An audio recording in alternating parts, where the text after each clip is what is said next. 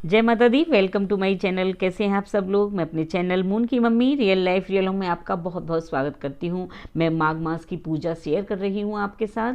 I hope कि आपको video पसंद आएगी। माघ मास की अमावस्या के नेक्स्ट डे से ही गुप्त नवरात्रि शुरू हो जाते हैं और गुप्त नवरात्रों की बहुत सारी वीडियो हमारे चैनल पर अपलोड हैं।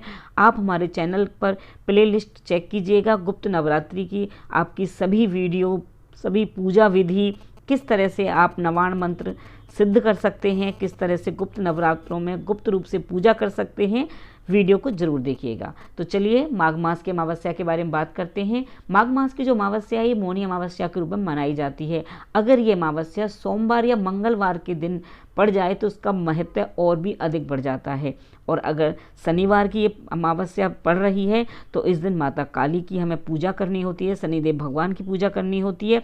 माता काली के मंत्रों के जाप कर सकते हैं आप। और ये पितरों की अमावस्या तो होती है तो हम समी के पौधे पर, तुलसा जी के पौधे पर दीप जलाकर पीपल की पूजा, पीपल का जो वृक्ष होता है ना, उस पर हमें पूजा करनी चाहिए, दीपदान करना चाहिए। अपने मुख्य द्वार पर, जो हमारा मुख्य दरवाज़ा है, उस पर भी हमें दीपदान करना चाहिए। अपने घर में जहाँ टंकी लगी है, जैसे सिंक होता है या जहाँ नल लगा होता है, जहाँ तुलसा जी के पौधे होते हैं, और हमारा जो मुख्य दरवाजे पर जब हम एंट्री करते हैं ना, तो सीधे हाथ की तरफ, राइट हैंड की तरफ हमें दीप जलाना होता है। तो ये पूजा आप सुबह अंधेरे में ही कर लें या फिर आप संध्या काल में, प्रदोष काल जो होता है, वहाँ करें। अमावस्या के दिन शिवजी भगवान पर जल अर्पण करना, बेलपत्री चढ़ाना, समी के पत्र चढ़ाना, दीपदान करना, दूध, कच्चा दूध मिलाकर पीपल पर, और माता रानी अगर आपने घर में रखी हुई हैं या तुलसा जी का पौधा है, उन पर हमें ज़रूर जल चढ़ाना चाहिए। पीपल के वृक्ष में कच्चा दूध चढ़ाना चाहिए। और गंगा स्नान का तो बहुत ही महत्व बताया है। काले तिल डालकर आप अपने घर में गंगा जल डालकर स्नान कर सकते हैं, नहीं तो आप गंगा स्नान के लिए जाएं। इस दिन मनुष्यों को, जो हमारे सनातन धर्म के जो लोग हैं, वो अमावस्या को स्नान और दान का पुण्य कर्म मानते हैं। और हमने अपने बचपन से जो सीखा है वो मैं आपके साथ शेयर कर रही हूँ कि इस दिन ना सृष्टि के जो संचालक थे ना, मनु, उनका जन्मदिन भी है, इसी अमावस्या को हुआ था। तो हमें बहुत से लोग तो ऐसे होते हैं जो प्रतिदिन संगम में स्नान करते हैं पूरे माघ मास। तो हमें माघ मास में स्नान करना चाहिए, दान करना चाहिए। आप गाय माता को देखिए, गाय माता हैं और ये उनके बच्चा है, मैं दोनों को भोजन करा रही हूँ। इस तरह से खीर है, चावल हैं, मतलब पूड़ियाँ हैं, सब कुछ, मतलब आप पे जो भी बने आप गाय को खाना खिलाएं, गाय को भोजन कराएं, गाय को। और कच्चा सीधा जो होता है पारण करने का, जो सीधा में क्या सामान दिया जाता है, उसकी वीडियो भी चैनल पर है, आप चेक कीजिएगा कि अमावस्या के दिन सीधा कैसे निकालते हैं।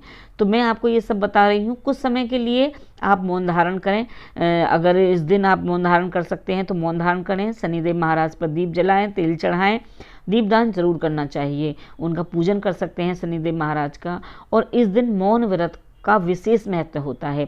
आप थोड़ी देर का कर लें, पौना घंटा कर लें, 40 मिनट कर लें। आप चाहें तो जब पूजा करते हैं ना, उस टाइम पे संध्या काल में या मॉर्निंग में करें। फिर आप लड्डू देते हुए अपना किसी को भी लड्डू, मीठा प्रसाद दे करके, या पीपल के पेड़ पर चढ़ाएं, या चींटियाँ, मछलियाँ होती हैं, उनको खिलाकर, गाय को खिलाकर आप अपना मौन व्रत खोल सकते हैं। तो पीपल के वृक्ष का जो दीपदान होता है शनिवार के दिन, अमावस्या के दिन, जल चढ़ाना और दीप जलाना, इसका बहुत ही महत्व माना जाता है।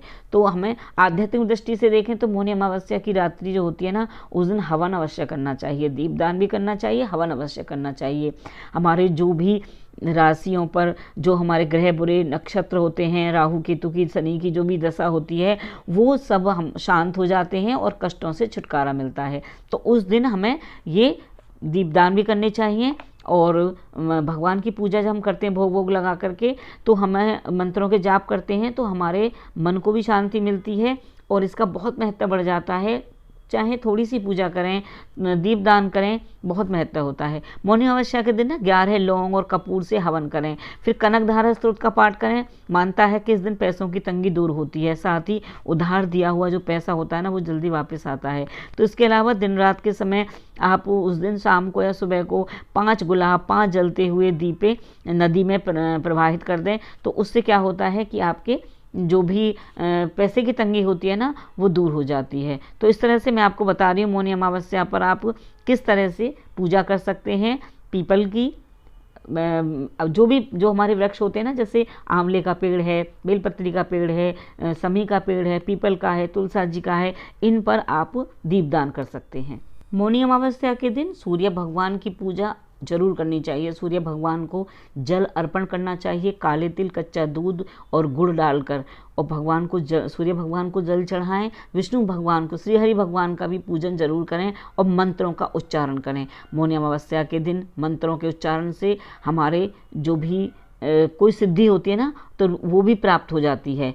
ये रात ऐसी होती है कि आप इस रात्रि को, सारे में अंधेरा होता है, चांद देखा, मन का देवते हैं चंद्र देवता दिखाई नहीं देते हैं, तो हमें सूर्य भगवान की पूजा करनी चाहिए सुबह को, और रात्रि में पीपल पर दिया जलाकर, शिव जी भगवान के मुख्य द्वार पर दिया जलाकर हमें मंत्रों के जाप करने चाहिए। मैं आपको बहुत अच्छे अच्छे उपाय बता रही हूँ। माघ अमावस्या पर दीपदान करने से, स्नान करने से, दान करने से अकाल मृत्यु का भय भी समाप्त हो जाता है, कर्ज से मुक्ति मिलती है। पवित्र नदियों में स्नान करने से, दान पुण्य करने से हमें मोक्ष की प्राप्ति होती है। तो और जो मौन व्रत धारण करते हैं उसमें हमें अश्वमेघ यज्ञ की प्राप्ति होती है। जो अश्वमेघ यज्ञ करते थे ना पहले लोग, तो उसकी भी प्राप्ति होती है। तो इस तरह से मैं आपको जो बता रही हूँ वो आप अपने पास नोट कर लें, क्योंकि ये जो वीडियो है, हम जो सर्च करते हैं, पूजा पाठ करते हैं, आप तक मैं पहुँचाती हूँ। आप इन वीडियो को ना, जो अच्छी अच्छी बातें हुआ करें, अपने पास नोट कर लिया कीजिए। अगर आप घर से बाहर कहीं भी नहीं जा सकते हैं तो तुलसा जी में रात्रि के समय दीपदान जरूर करें, और इस तरह से पारण भी करें। आपको मैं दिखा रही हूँ ना, ये कच्चा सामान इस तरह से हमें सीधा निकालना होता है। ये निकालकर आप मंदिर में भेज सकते हैं। जो लोग चंद्र दोष से गुजर रहे होते हैं, उनको गौ माता होती है या पक्षी होती हैं, उनको जरूर भोजन खिलाना चाहिए। और ये जो आप देख रहे हैं पान, मीठा पान, इसका भोग आप हनुमान जी को, शनिदेव महाराज को या माता रानी को जरूर लगाएं। तो अमावस्या के दिन शनिदेव महाराज को मीठे पान का भोग हनुमान जी को लगाते हैं तो आपको सभी कष्टों से मुक्ति मिलती है, और आप पर शनिदेव भगवान प्रसन्न होते हैं आपके ऊपर, और आपको आशीर्वाद देते हैं। उनकी कृपा से आपके सारे अटके हुए काम पूरे हो जाते हैं। कोशिश करें, ब्रह्मचर्य पालन करें, किसी से झगड़ा ना करें, मांसाहारी भोजन, जो तामसी भोजन होता है वो बिल्कुल ना करें। और तुलसी माता पे जब आप दीप का दिया जलाएं ना, तो आप तुलसी माता की आरती बोलें, तुलसी चालीसा पढ़ सकते हैं, या फिर आप ओम नमो भगवते वासुदेवाय मंत्र का जाप करें।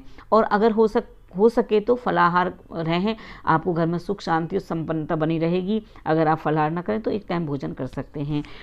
पीपल पर बहुत लोग दीपदान करते हैं, जो मैं आपके साथ शेयर कर रही हूँ कि इस तरह से आपको पूजा करनी है। श्री हरि का ध्यान करते हुए आप जब स्नान करते हैं, मौन रहते हैं, ब्राह्मणों को भोजन कराते हैं, पितरों के नाम से दान करते हैं, तुलसी की पूजा करते हैं, पीपल की 108 परिक्रमा करते हैं, तो आपके सभी मनोकामनाएं पूरी हो जाती हैं। सर्वदा सभी काम, आपके कोई काम रुकते ही नहीं हैं। तो माघ मास की जो अमावस्या है ना, इसका बहुत महत्व है। अमावस्या पर ब्रह्मा जी के जो मानस पुत्र थे ना, मनु ऋषि, उनका जन्म हुआ था। तो इस दिन आप मौन व्रत का धारण नहीं कर सकें, थोड़ी देर का भी कर लें तो भी आपको पुण्य की प्राप्ति होती है। तो इस तरह से हम आपको वीडियो में शेयर कर रही हूँ अपनी पूजा पाठ की। और आपके मन में कोई भी है सवाल गुप्त नवरात्रों से लेकर, तो आप हमारे कमेंट्स बॉक्स में लिख सकते हैं। आई होप कि आपको हमारी वीडियो पसंद आई होगी। वीडियो पसंद आए तो लाइक कीजिएगा। टिल देन बाय बाय, जय माता दी।